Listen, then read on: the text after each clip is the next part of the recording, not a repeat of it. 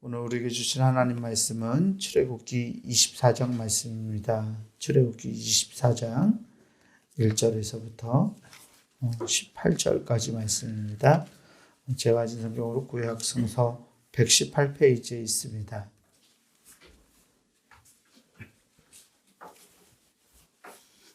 구약 성서 118페이지 출애굽기 24장 1절에서 18절까지 말씀입니다.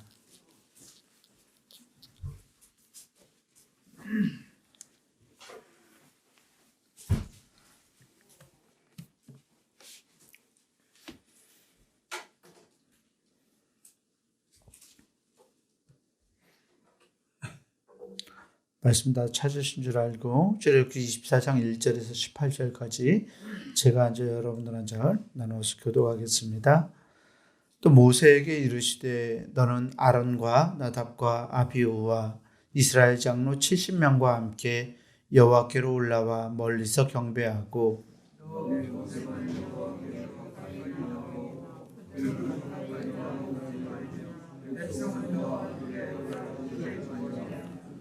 모세가 와서 여호와의 모든 말씀과 그의 모든 율례를 백성에게 전하매 그들이 한 소리로 응답하여 이르되 여호와께서 말씀하신 모든 것을 우리가 준행하리이다.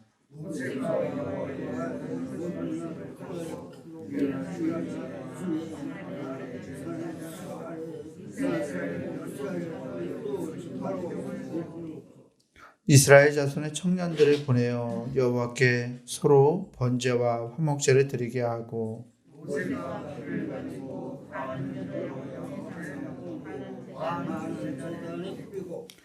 언약서를 가져다가 백성에게 낭독하여 듣게 하니 그들이 이르되 여호와의 모든 말씀을 우리가 준행하리이다.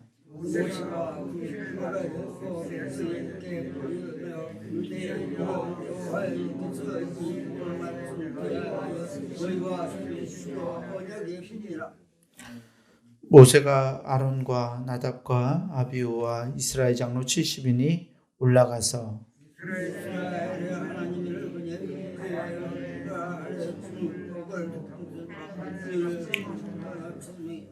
하나님이 이스라엘 자손들의 존귀한 자들에게 손을 대지 아니하셨고 그들은 하나님을 뵙고 먹고 마셨더라.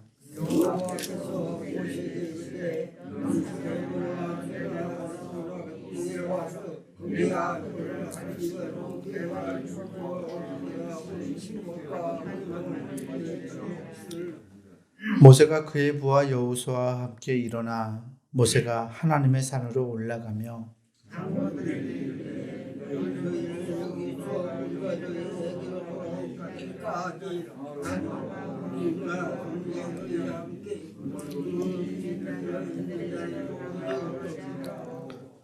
모세가 산에 오르매 구름이 산을 가리며 여호와의 영광이 새 산 위에 머무르고 구름이 이틀 동안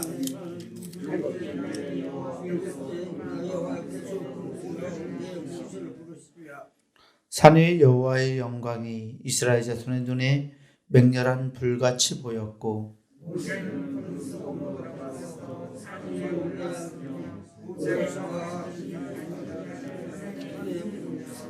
아멘.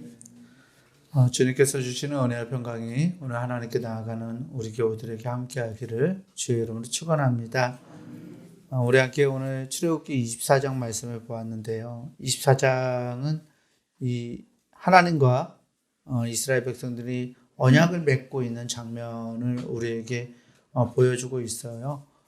절반은 하나님이 맺으신 언약에 대해서, 그리고 나머지 12절에서부터 절반은 어떤 받는 소명, 이스라엘 백성들에게 주시는 선명에 관한 이야기들을 하고 있습니다. 하나님 모세에게 말씀하세요. 아론과 나답과 아비후와, 그러니까 아론과 아론의 두 아들과 이스라엘 장로 70명과 함께 하나님께로 올라오라라고 말씀하세요. 그런데 2절에 보니까 너 모세만 여호와께 가까이 나아오고 그들은 가까이 나오지 말며 백성은 너와 함께 올라오지 말라라고 이렇게 모세와 다른 백성들을 구분하고 계십니다. 모세와 다른 사람들이 하나님이 보셨을 때 어떤 구분점이 생기는 건데요. 사실 하나님의 백성들 간에서 어떤 구분점을 나누는 것이 이상하긴 하지만 하나님이 모세만을 부르셨던 것은 모세가 어떤 중재자로서의 역할, 그러니까 하나님과 백성들이 언약을 맺을 때 그 언약의 중재자 또는 언약의 증인 같은 사람으로서 설 수 있도록 모세를 먼저 부르시는 것을 볼 수 있어요. 그래서 모세가 하나님의 말씀을 듣고 3절에 모세가 와서 여호와의 모든 말씀과 그의 모든 율례를 백성에게 전합니다. 하나님께 받은 하나님의 말씀과 하나님의 법을 백성들에게 전했을 때 이 백성들이 한 목소리로 응답하여 이르되, 이렇게 말한다고 3절 후반부에 나와 있는데요. 여호와께서 말씀하신 모든 것을 우리가 준행하리이다 라고 백성들이 대답하는 것을 볼 수 있어요. 하나님께 받았던 언약의 내용, 그리고 하나님의 백성으로서 지켜야 할 법을 가지고서 백성들에게 전했을 때 백성들이 한 마음으로 그것을 따르고 그것을 지키겠다고 맹세하는 장면입니다. 그래서 모세가 하나님의 말씀을 기록하고 산 아래에 제단을 쌓고 이제 언약을 맺는 예식을 행하는데요.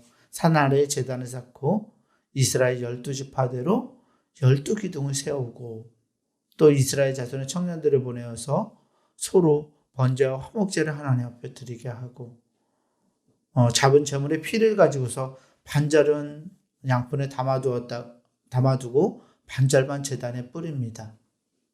그리고 다시 한번 언약서를 가져다가 백성에게 그것을 낭독하게 해요. 그리고 그들이 다시 한번 대답하죠. 여호와의 모든 말씀을 우리가 준행하겠습니다 라고 대답합니다. 그랬더니 모세가 그 피를 가지고 백성에게 뿌려요. 나머지 반절 양푼에 담아두었던 피를 백성에게 뿌리면서 이런 말을 합니다. 이는 여호와께서 이 모든 말씀에 대하여 너희와 세우신 언약의 피니라. 아멘. 이 예식을 통해서 모세가 중재하는 이 예식을 통해서 하나님과 이스라엘 백성들이 언약을 맺게 되고, 이 언약을 맺은 후에 모세와 아론과 나답, 아비후와 이스라엘 장로 70인이 올라가서 하나님을 만나요. 구약 성서에서 하나님을 만나면 어떻게 된다고 알고 계세요? 죽는다라고, 하나님을 보면 죽는다라고 그랬는데, 이 언약을 맺은 후에, 그러니까 언약을 맺었다는 것은 하나님이 이 백성들을 하나님의 백성으로 받아들이셨다라는 말인데요.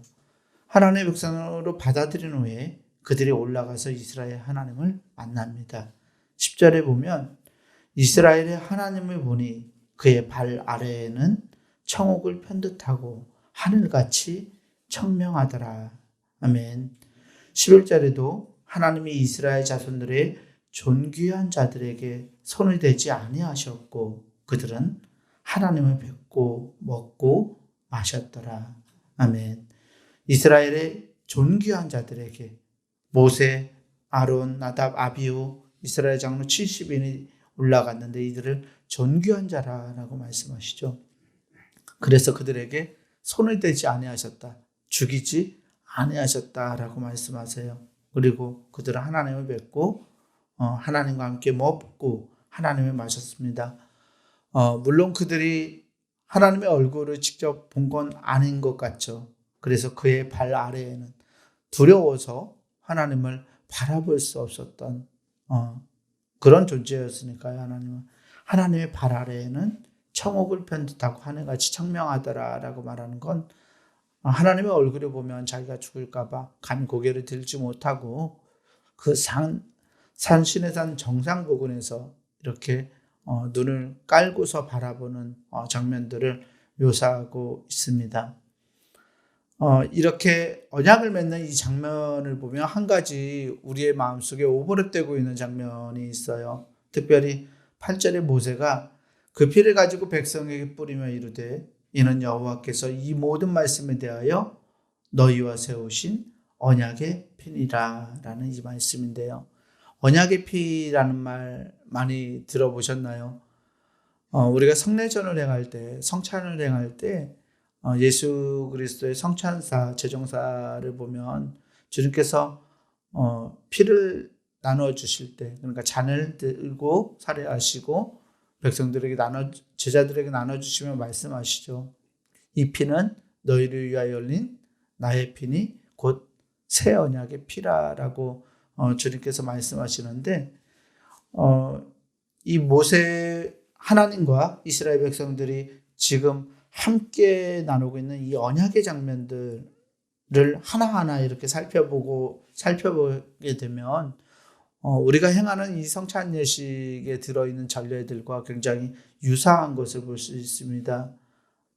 죄의 고백도 있고, 그다음에 하나님의 말씀을 낭독하는 것도 있고, 또 여호와의 말씀을 우리가 준행하겠다는 응답도 있고, 또 피를 뿌리는 이 피에 대한 내용이 있고, 그래서 이를 통해서 성찬에 관한 재정 본문으로도 말씀을 바라볼 수 있는 그런 의미가 있습니다.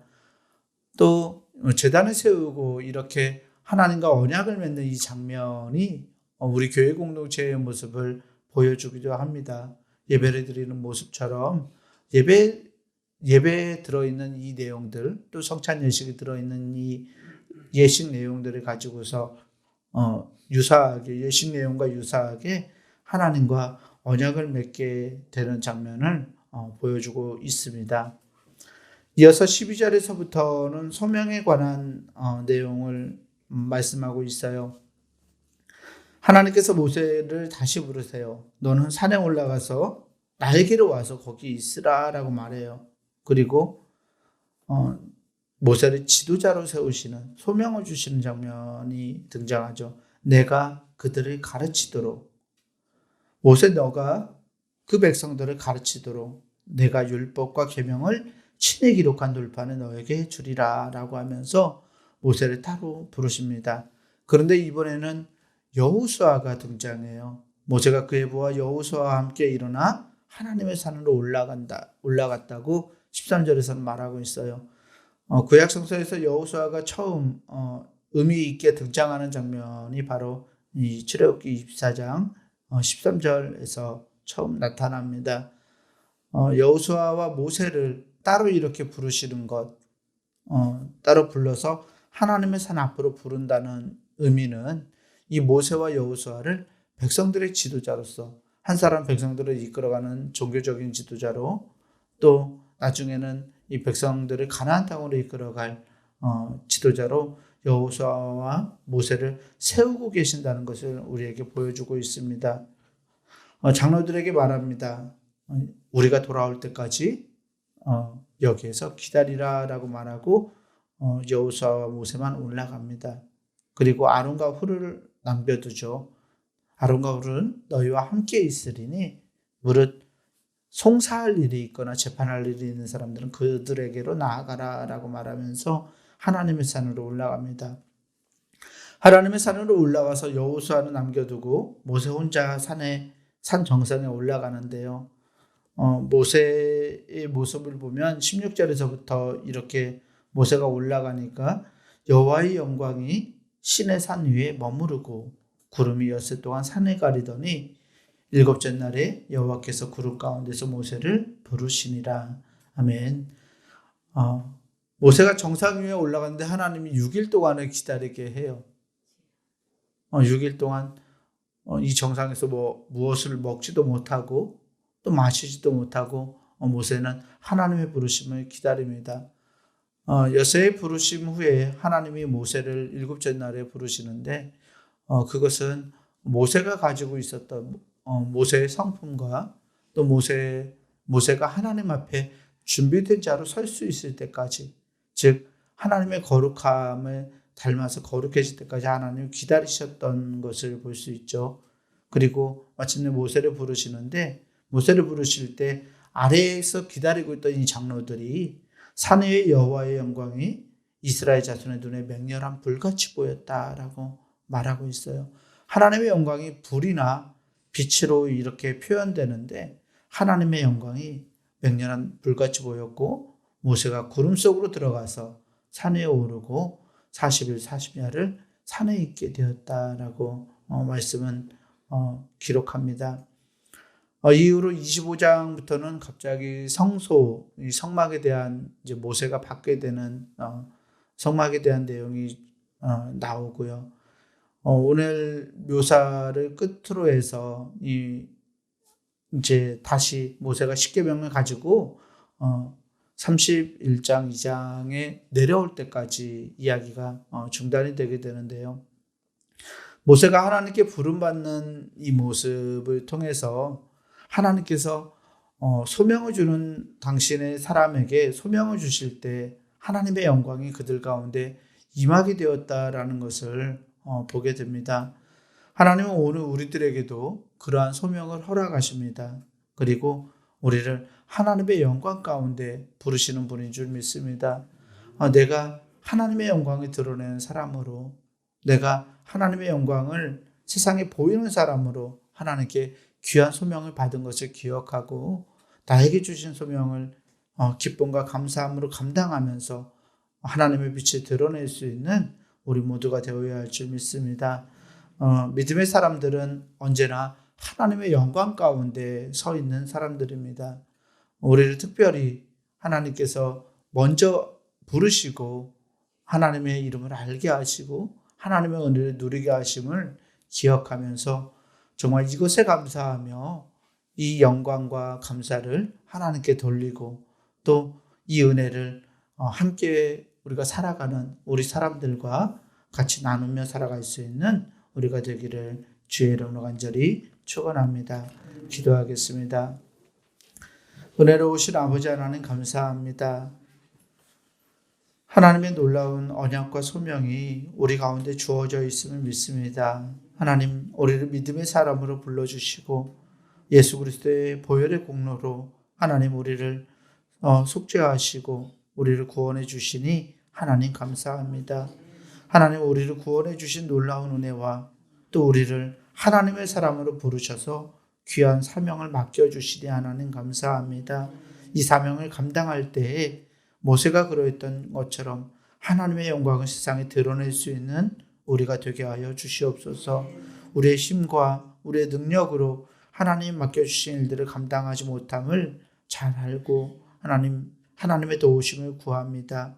하나님, 우리에게 은혜를 베풀어 주셔서 주님의 능력을 허락하시고 주님의 힘을 주시고 주님을 믿는 그 믿음의 확신을 가지고서 하나님이 기뻐하시는 삶을 살아낼 수 있는 우리 모두가 될 수 있도록 능력과 은혜를 허락하여 주옵소서. 우리 구주 예수 그리스도 이름으로 감사하며 간절히 기도하옵나이다. 아멘.